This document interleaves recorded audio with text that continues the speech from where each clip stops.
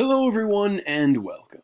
My name is Mr. Donlin, and I know why you're here. You're here for some steamy romance. You're here for a love story. Of course you are.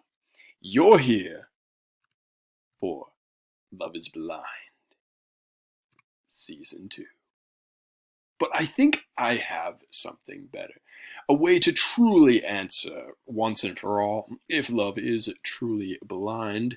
I have for you the origin, the original Love is Blind. The OG, Is Love Really Blind? And friends, it's going to take us back to the Viking Age, a time when sparks of axes flew at shields and sparks of love flew across Europe. It was a passionate time for the Vikings. They stretched their feelings across all of Europe. And in doing so, it became hard for Vikings to truly find love. So today, let's see if they can help us figure out if love is truly blind.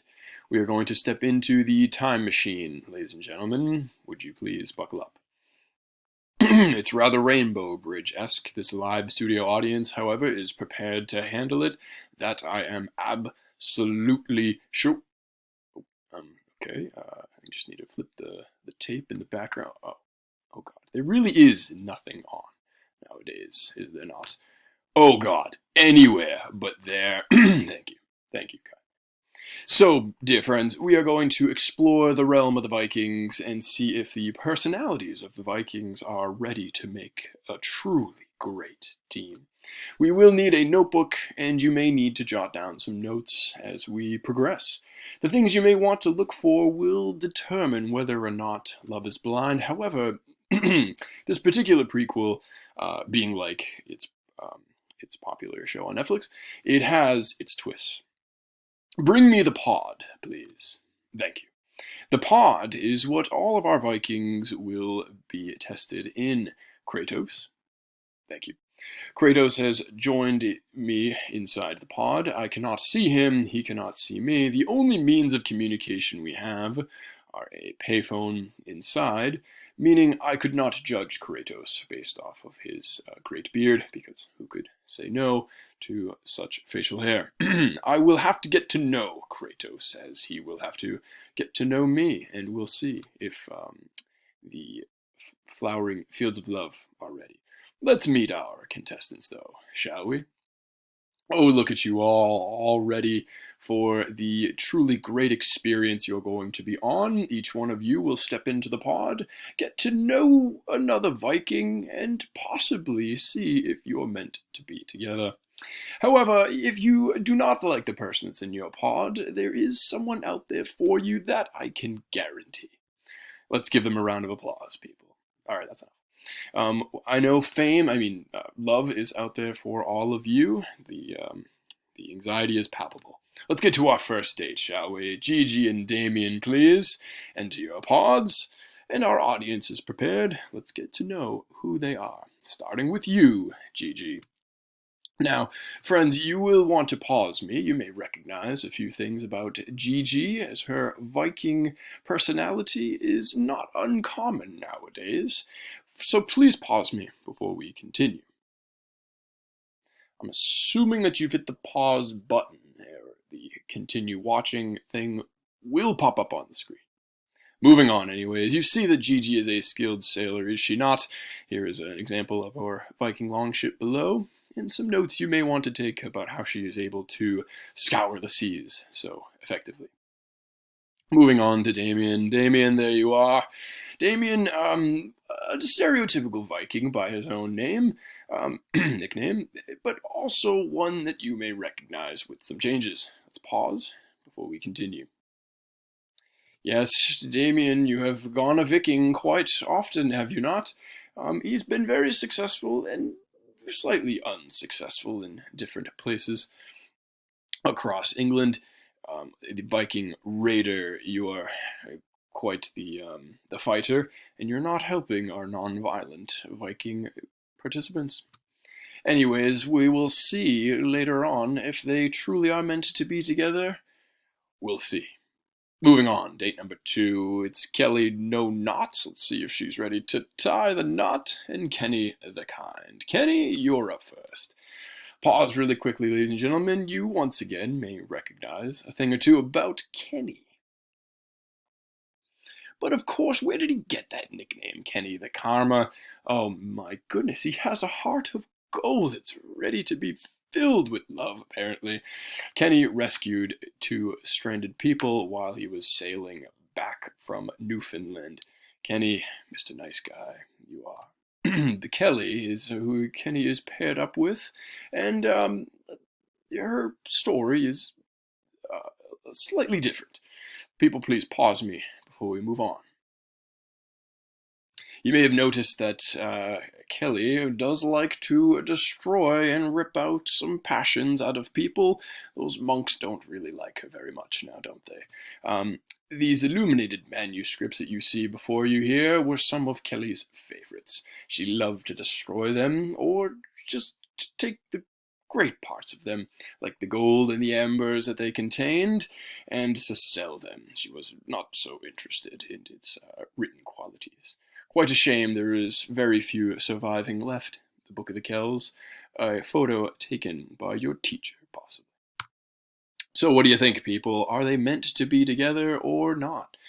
Right, date number 2, of course, we're getting there. Lauren the Law, Cameron Hard Rule. Is it all about government with you Vikings? Let's take a look at Lauren and her resume. Lauren, you've been working hard, and not just working hard to get on this particular show here. Lauren, let's take a look at how. Excuse me, can I get the slide? Thank you. Take a look at how she's tried to unite the Viking name under one veil. As you know, people, Vikings like to fight, they like gold and riches, but some like to settle down and some like to sail. It's very often that they try to mix together in some great Viking pot. But will she read between the lines, and can she see Cameron for something a little bit more than his Viking background, and possibly bridge a significant gap? Cameron, on the other hand, he's not that interested. Okay, what do you think? Are they meant to be together? Moving right along, date number 4, Amber and Barnett. Let's meet these 2. Amber, you're up first. Amber, oh my goodness, you ruthless woman, you. Let's pause, people. There is a reason why she has such a bad reputation. But is it going to end that way? I have here some blueprints, of course, from a Frankish king who is willing to settle and hopes that Amber settles in Normandy and just discontinues her Viking conquests. In fact, hopefully, she blocks future Viking conquests, which she kind of agrees to. Interesting. I know. Prevent them from coming down the Seine. That's Paris down there, of course, don't you know? All right, Barnett, are you her match?